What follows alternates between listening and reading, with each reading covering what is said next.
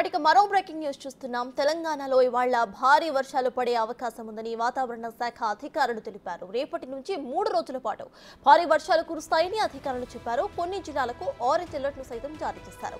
వర్షాలతో అప్రమత్తంగా ఉండాలని సూచించారు. 11 నుంచి 20 సెంటీమీటర్ల వర్షం పడే ఛాన్స్ ఉందని అంచనాను వేస్తున్నారు.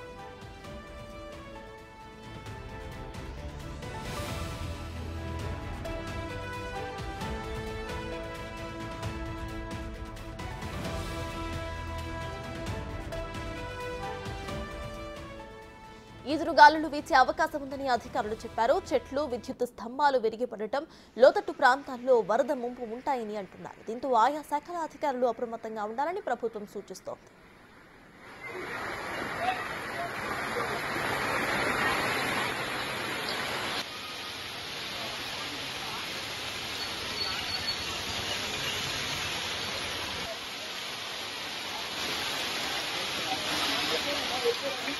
ఓకేనా?